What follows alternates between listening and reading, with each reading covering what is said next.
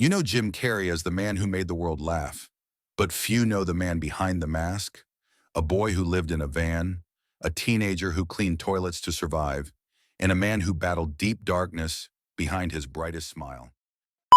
Jim was born in Ontario, Canada in 1962.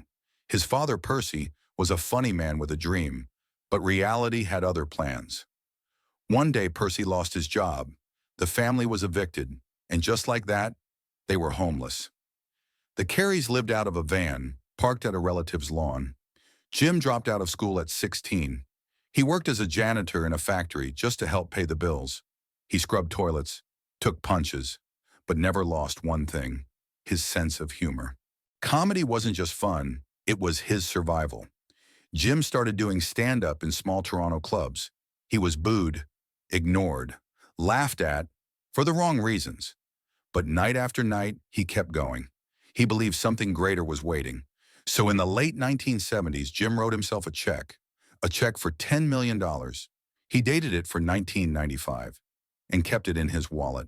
By the 90s, Jim became a global sensation. Ace Ventura, The Mask, Dumb and Dumber. He was everywhere. People laughed with him, but inside he still hurt. He battled depression, questioned his identity. All the money, the fame, it didn't fix the pain.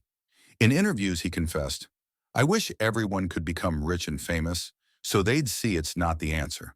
In the 2000s, Jim stepped away from Hollywood's spotlight. He turned to art, spirituality, mindfulness.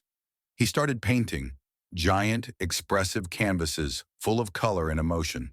He spoke of letting go of the ego and finding truth in stillness.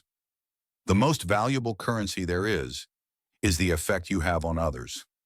That's the real Jim Carrey, not just a comedian, but a seeker. Jim Carrey's story is not about being funny, it's about turning pain into purpose, about laughing through tears and still choosing hope.